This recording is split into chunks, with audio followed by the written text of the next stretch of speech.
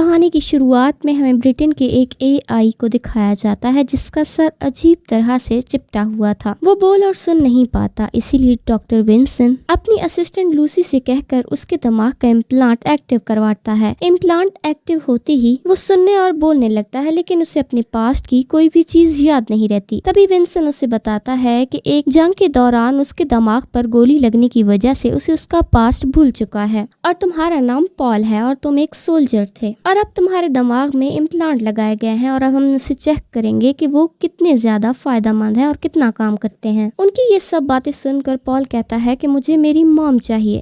اس کی یہ جواب سن کر ونسن کافی نراش ہوتا ہے، اور اس بارے میں ونسن لوسی سے بات کرنے لگتا ہے کہ تبھی پال اس کو ایک پن سے اسٹریپ کر دیتا ہے، اور ساتھ ہی وہ لوسی کو بھی اسٹیپ کر دیتا ہے اور گولیوں سے وہاں کے گارڈز کو مارنے لگتا ہے۔ ادھر اب وہ ونسن کو مارنے ہی لگتا ہے کہ تبھی ایک گارڈ اسے شوٹ کر کے مار ڈالتا ہے اور ونسن بے ہوش ہو جاتا ہے۔ اب ہمیں 2 سال کے بعد کا سین دکھایا جاتا ہے۔ ہم ونسن کو اٹھتے ہوئے اپنے زخم کے نشان جہاں پر اسے اسٹیپ کیا گیا تھا وہ دیکھتے ہیں، اور پھر وہ اپنی بیٹی سے ملنے ہاسپٹل جاتا ہے۔ دراصل اس کی ڈاٹر دماغی طور پر بیمار تھی۔ ونسن اسے ہگ کر کے پیار کرتا ہے، لیکن وہ اس کا کوئی جواب نہیں دیتی۔ پھر ہم ونسن کو ایک میٹنگ میں دیکھتے ہیں جہاں پر بہت سے ریسرچرز آئے ہوئے تھے، اور وہاں پر ونسن کو آوا کی AI پسند آتی ہے اور وہ اسے اپنے ساتھ لے جاتا ہے۔ اگلے دن آوا نیشنل سیکورٹی ایجنسی کی طرف جا رہی تھی، اور بیس کے باہر ہی اسے ایک لیڈی ملتی ہے جو اس سے کہتی ہے کہ انہوں نے مجھ سے میرا بیٹا چھین لیا۔ پتہ نہیں اندر وہ اس کے ساتھ کیا کرتے ہیں، اور تبھی گارڈز آ کر اس لیڈی کو وہاں سے دور لے جاتے ہیں۔ آوا کو یہ سب بہت برا لگتا ہے، وہ اس کا ویرودھ کرتی ہے جس کی وجہ سے اسے بھی اغوا کر دیا جاتا ہے،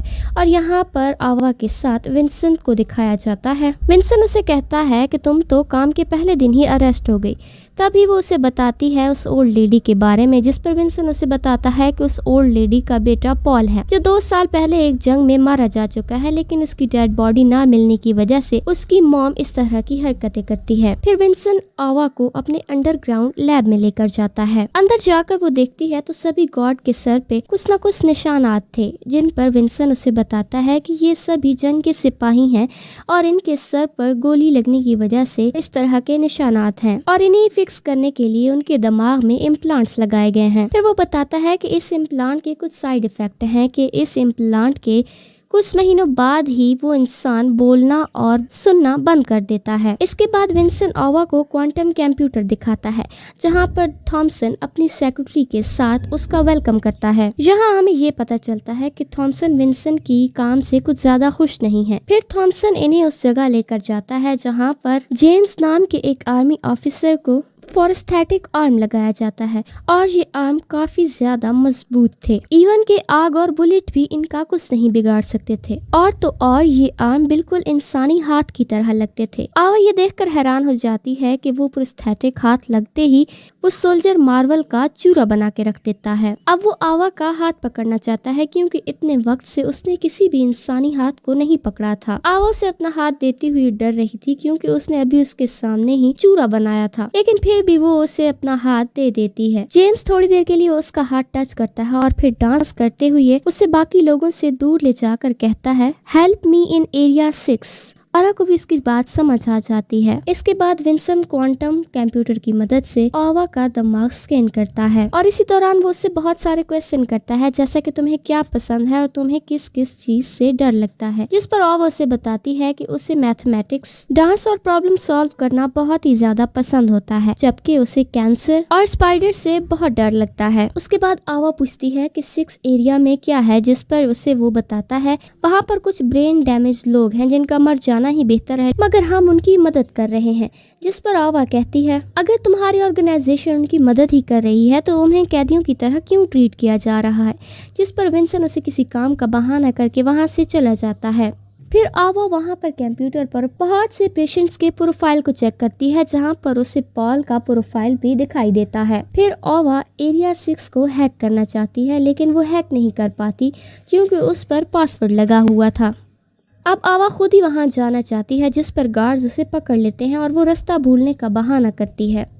اس بارے میں جب ونسن کو پتہ چلتا ہے تو وہ آوا کو اسٹرکٹلی منع کرتا ہے کیونکہ اس آرگنائزیشن کے بارے میں بہت سے ایسے سیکرٹ ہیں جو آوا کو اگر پتہ لگے تو وہ اس کی موت بھی ہو سکتی ہے اور وہ نہیں چاہتا کہ آوا کی موت ہو۔ دوسری طرف تھامسن کی سیکرٹری سوری یہ سب اپنی سی سی ٹی وی کیمراز میں دیکھ رہی ہوتی ہے، کیونکہ پوری آرگنائزیشن میں سی سی ٹی وی کیمراز لگے ہوئے تھے۔ وہ یہ دیکھتی ہے کہ آوا 6 ایریا کو ہیک کرنے کی کوشش کرتی ہے، جس کی وجہ سے تھامسن کا پارا ہائی ہو جاتا ہے۔ دوسری طرف ونسن آوا سے اپنے کیے کے لیے معافی مانگتا ہے اور اپنے مس بیہیویئر کے لیے اس کو معاف کرنے کا کہتا ہے۔ وہ کہتا ہے کہ مجھے تمہاری پرواہ ہے اور میں نہیں چاہتا کہ تمہارے ساتھ کچھ بھی غلط ہو۔ اب وہ دونوں ایک ہی کار سے جا رہے ہوتے ہیں، جہاں پر آوا ونسن سے پوچھتی ہے کہ اگر تمہیں یہ جگہ اتنی ہی ناپسند ہے تو تم 7 سال سے یہاں پر کیا کر رہے ہو، جس پر وہ اسے بتاتا ہے کہ میری بیٹی بیمار ہے اور میرے لیے میرا ریسرچ بہت امپورٹنٹ ہے، کیونکہ میری بیٹی کو رن سنڈروم نام کی بیماری ہے جس کو میں برین امپلانٹ کی مدد سے ٹھیک کرنا چاہتا ہوں۔ آوا بھی اس کی مدد کرنے کے لیے راضی ہو جاتی ہے۔ انہیں سامنے سے ریڈ جیکٹ میں کوئی دکھتا ہے، وہ اس کی مدد کرنے کے لیے اس کے پاس جاتے ہیں اور وہ آوا کو اسٹیپ کر کے مار دیتا ہے۔ دوسری طرف وہ ونسن کو بھی بے ہوش کر دیتا ہے۔ دراصل وہ چائنیز ہتھیارہ تھا جو پیسوں کی مدد سے کام کرتا تھا۔ اب اس کو ایک فون کال آتی ہے اور وہ ہتھیارہ آرا کو گولی مار کر دکھاتا ہے اور اس ہتھیارے کا باس کوئی اور نہیں بلکہ تھامسن ہی تھا۔ تھامسن ونسن کو سمجھاتا ہے کہ یہ سب چائنیز گورنمنٹ نے کیا ہے اور وہ لوگ نہیں چاہتے کہ ہماری ریسرچ کامیاب ہو پائے، جس پر ونسن اسے کہتا ہے تو پھر اس نے مجھے کیوں نہیں مارا، مجھے کیوں چھوڑ دیا، جس پر تھامسن جھوٹ بولتا ہے کہ تمہیں ہمارے پیٹرولیم گارڈ نے بچایا ہے۔ تھامسن کو کچھ دال میں کالا لگتا ہے۔ پھر کچھ دنوں بعد ونسن تھامسن کو کہتا ہے کہ میں ایک روبوٹک مشین بنانا چاہتا ہوں جس میں آوا کا دماغ اور اس کا چہرہ استعمال کروں گا، کیونکہ اسے آوا کی موت کا بہت زیادہ دکھ تھا اور وہ اپنے آئیڈیاز پر کام کرنا شروع کر دیتا ہے۔ سب سے پہلے وہ اس کی باڈی بناتا ہے اور اس کے دماغ میں ایک چپ فٹ کرتا ہے اور پھر وہ مشین پر ایک انسانی چمڑی بناتا ہے اور اب وہ مشین دکھنے میں بالکل آوا کی طرح تھی۔ پھر ونسن اس سے وہی سوالات کرتا ہے جو اس نے آوا سے کیے تھے کہ اسے کیا پسند ہے اور کس چیز سے اسے ڈر لگتا ہے۔ آوا سب کا صحیح جواب دیتی ہے۔ پھر تھامسن اسے سوال کرتا ہے کہ تمہیں کس چیز سے غصہ آتا ہے، جس پر وہ کہتی ہے کہ یہ تو مجھے نہیں پتا، شاید مجھے غصہ نہیں آتا۔ تبھی تھامسن جان بوجھ کے مشین کو غصہ دلانے کے لیے اس کے فیس میں اسپائڈر ڈال دیتا ہے، کیونکہ لڑکیوں کی تو جینیٹکس میں ہی اسپائڈر سے ڈرنا لکھا ہوا ہوتا ہے۔ اس سے مشین بھی ڈرتی ہے، جس کے بعد ونسن اس ہیڈ سیٹ کو اتروا دیتا ہے۔ اب مشین ونسن کی شکر گزار ہو جاتی ہے، لیکن تھامسن کا دل اب بھی نہیں بھرتا۔ وہ ایک روم میں مشین کو بٹھا کر ایک کلون ماسک کے آدمی کو سامنے بٹھاتا ہے۔ مشین اس پر کلون سمجھ کر حملہ کرتی ہے، جس پر وہ مارا جاتا ہے۔ یہی تو تھامسن چاہتا تھا، لیکن جب تھامسن اس کا فیس ماسک ہٹا کر اسے دکھاتا ہے کہ یہ تو ایک انسان تھا، تو مشین کو بہت ہی زیادہ برا لگتا ہے۔ وہ ریپیٹ موڈ میں سوری کہتی ہے۔ پھر ونسن مشین کو سمجھاتا ہے کہ آگے سے تمہیں کسی کو بھی نہیں مارنا۔ مشین اب صدمے کی وجہ سے بالکل چپ ہو جاتی ہے۔ اس کے بعد ونسن ایریا 6 میں جا کر جیمز سے ملتا ہے، کیونکہ امپلانٹ کے بعد اس نے بھی بولنا ختم کر دیا تھا۔ وہ اسے کہتا ہے کہ میں اسے ٹھیک کرنے کی کوشش کر رہا ہوں اور پھر وہ اسے بتاتا ہے کہ آرا مر چکی ہے، جس پر جیمز کو بہت زیادہ غصہ آتا ہے۔ پھر وہاں پر سوری آ کر جیمز کو گو گاگا کر کے کچھ سمجھانے لگتی ہے۔ اس کے بعد ونسن مشین کے پاس آتا ہے، جس نے اس ایکسیڈنٹ کے بعد بات کرنا اور ہلنا جلنا بند کر دیا تھا۔ ونسن کے وہاں سے جانے کے بعد سوری وہاں آتی ہے، تب مشین سوری کا ہاتھ پکڑ کر اسے گو گاگا کر کے اسے کچھ سمجھاتی ہے، جس پر سوری سہم کر وہاں سے چلی جاتی ہے۔ آگے ہم دیکھتے ہیں کہ ونسن جب آتا ہے تو مشین کو اسی طرح بولتے اور چلتے پھرتے دیکھ کر بہت خوش ہو جاتا ہے۔ وہ مشین سے کہتا ہے کہ مجھے تو لگا تھا کہ تم میں کوئی خرابی آ گئی ہے، جس پر مشین کہتی ہے کہ میں پہلے اداس تھی لیکن اب میں ٹھیک ہو گئی ہوں، اور وہ اس کو مسکرا کر دکھاتی ہے، جس پر ونسن بہت ہنسنے لگتا ہے۔ ادھر ونسن کو ڈاکٹر کال کر کے بتاتے ہیں کہ اس کی بیٹی کی طبیعت بہت زیادہ خراب ہو گئی ہے، اور پھر وہ مشین کو وہیں چھوڑ کر اپنی بیٹی کی طرف چلا جاتا ہے۔ ادھر ہم سوری کو دوبارہ سے گارڈز کے ساتھ گو گاگا کر کے کچھ بات کرتے ہوئے دیکھتے ہیں۔ ادھر ونسن کو پتا چلتا ہے کہ اس کی بیٹی کی لنگز میں کھانے کا ٹکڑا اٹک گیا تھا، جس کی وجہ سے اس کو سانس لینے میں پرابلم ہو رہی تھی۔ ادھر مشین کو ونسن اچھا لگنے لگتا ہے۔ جب ونسن وہاں آتا ہے تو مشین ونسن کو ہگ کر لیتی ہے۔ جب ونسن اسے دور ہٹا کر پوچھتا ہے کہ تم نے مجھے ہگ کیوں کیا، اس پر مشین کہتی ہے کہ تمہارے والیٹ میں سے مجھے تمہاری بیٹی کی پک ملی، اور جس سے مجھے لگتا ہے کہ وہ بیمار ہے اور اسی لیے تم اداس ہو، اسی لیے میں نے تمہیں ہگ کیا۔ ونسن پہلے حیران ہو جاتا ہے کہ وہ سارے ڈاٹس کو ملا کر پورا ماجرا سمجھ گئی، और फिर وہ اس کے ساتھ سمپتھی دکھا بھی رہی ہے۔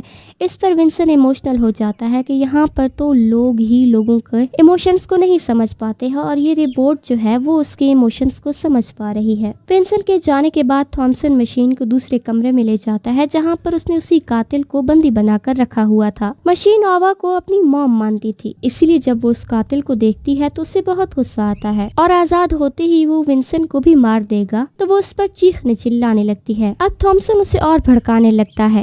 پھر مشین سوچتی ہے کہ یہ تو ایک برا آدمی ہے، کیوں نہ اس برے آدمی کو میں ونسن کو بچانے کے لیے مار دوں۔ اب تھامسن قاتل کے ہاتھ کھول کر اس کمرے میں نائف رکھ کے چلا جاتا ہے۔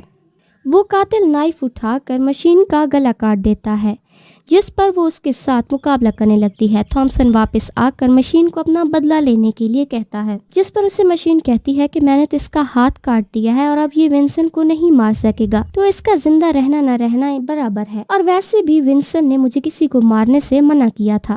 اب تھامسن اسے اپنا ماسٹر بتا کر اسے مارنے کے لیے کہتا ہے، لیکن مشین اس کے آرڈرز ایکسیپٹ نہیں کرتی، جس پر تھامسن کو بہت غصہ آتا ہے۔ اب تھامسن اس مشین کو اس کی ڈپلیکیٹ ایک اور مشین دکھاتا ہے اور اس مشین کو بلاسٹ کر دیتا ہے۔ دراصل اب وہ مشین کو یہ دھمکی دینا چاہتا تھا کہ اگر اس نے قاتل کو نہیں مارا تو وہ اسے مار دے گا، اور اسی ڈر سے وہ اس قاتل کو مار دیتی ہے۔ دوسری طرف ہمیں دکھایا جاتا ہے ونسن اپنی ڈاٹر کے پاس تھا، ابھی کچھ ہی دیر بعد اس کے لنگز کی صاف صفائی کے لیے آپریشن ہونا تھا۔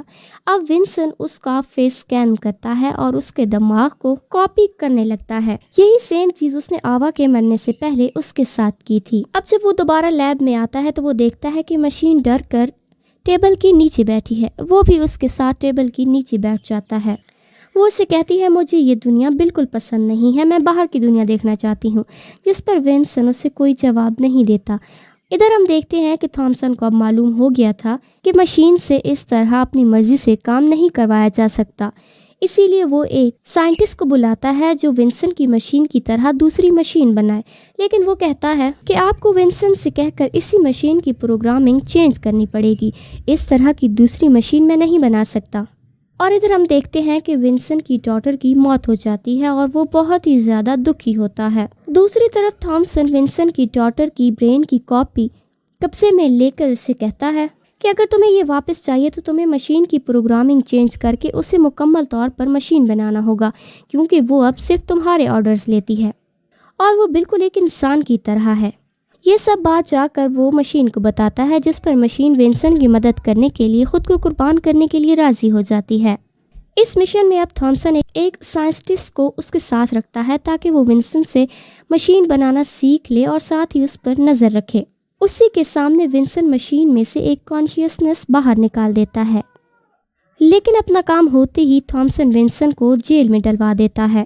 دوسری طرف وہ مشین کو مار کی پریکٹس کروا کر اسے موت اور تباہی کا ایک دوسرا نام بنا دیتا ہے، اور اب وہ مشین کو حکم دیتا ہے کہ وہ تھامسن کے سر پر گولی مار کر اسے ختم کر دے، لیکن جیسے ہی وہ گولی چلاتی ہے اس میں گولی ہی نہیں تھی۔ دوسری طرف ونسن کے ساتھ جو سائنٹسٹ کام کر رہا تھا وہ تھامسن کو بتاتا ہے کہ جو چپ اس نے کانشیسنس چپ کے طور پر باہر نکالی تھی وہ اصل میں وہ نہیں تھی، وہ صرف ایک جی پی ایس چپ تھی، اور اس نے ہمیں بدھو بنایا ہے، اور مشین ابھی بھی اپنے حواسوں میں ہے اور وہ صرف ہمارے آرڈرز ماننے کا ناٹک کر رہی ہے۔ پھر تھامسن جلدی پورے بیس کو خالی کرنے اور مشین کے ساتھ ساتھ ونسنٹ کو ختم کرنے کے آرڈرز دیتا ہے۔ ادھر مشین اپنے امپلانٹڈ ساتھیوں کو کھول کر ان کے سبھی گارڈز کو مروا دیتی ہے۔ اس پر ونسنٹ بہت زیادہ حیران ہو جاتا ہے، کیونکہ وہ ابھی تک اس بات سے انجان تھا کہ امپلانٹڈ لوگ آپس میں بات بھی کر سکتے ہیں، اور انہوں نے اتنا بڑا پلان بنا دیا۔ ادھر تھامسن بھی یہ بات سمجھ گیا تھا کہ امپلانٹڈ گارڈ نے میرے خلاف بغاوت کی ہے،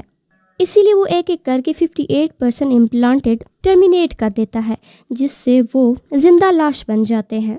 یہ چیز سوری نوٹ کرتی ہے اور وہ اپنی آئی سے ایڈمنسٹریشن کا کنٹرول اپنے پاس لے لیتی ہے، جس سے تھامسن اور امپلانٹ آف نہیں کر پاتا۔ غصے میں تھامسن سوری پر گولی چلا دیتا ہے، تبھی مشین سامنے آ جاتی ہے اور وہ اس پر گولی چلاتا ہے، لیکن اس کا اثر اس مشین پر نہیں ہوتا۔ اب تھامسن اسے ایموشنلی بلیک میل کرتا ہے کہ تم تو اچھی مشین ہو، تم تو کسی کا مرڈر نہیں کر سکتی۔ وہ کہتی ہے، بالکل، میں تمہیں جان سے نہیں ماروں گی، بلکہ میں تمہارا وہی حال کروں گی جو تم میرا کرنا چاہتے تھے۔ پھر وہ اس کے دماغ پر ہاتھ رکھ کے اس پر پریشر بناتی ہے کہ وہ بلینڈڈ ہو جاتا ہے۔ थोड़ी देर बाद विंसन के आने से मशीन उसे बताती है कि तुम्हारी डॉटर की कॉपी मेरे पास सेव है। विंसन उसे हक करके कहता है कि मेरी डॉटर को मुझसे ज्यादा अब तुम्हारी जरूरत है। इसके बाद विंसेंट सूरी और मशीन को लेकर बाहर निकल रहा होता है, जहां उसे पॉल की मॉम दिखाई देती है। विंसन उन्हें एक पेन ड्राइव देता है जहां उनके बेटे की सारी जानकारी थी। अगले सीन में हम देखते हैं विंसन और मशीन वेकेशंस पर आए हुए होते हैं और वहां वो अपनी डॉटर की एआई से बात कर रहा होता है, जहां उसकी एआई मशीन को अपनी मॉम समझती है और वो उसके साथ गेम खेलना चाहती है। और फिर मशीन उससे वो डिवाइस लेकर उसके साथ गेम खेलने चली जाती है और विंसन ये प्यारा सा मंजर देखकर बहुत ही ज्यादा इमोशनल हो जाता है। और इसी के साथ ही ये मूवी यहीं पर खत्म हो जाती है। तो दोस्तों, आपको ये मूवी कैसी लगी हमें कमेंट करके जरूर बताएं। अगर आपने अभी तक हमारे चैनल को सब्सक्राइब नहीं किया तो जल्दी से सब्सक्राइब कर दें।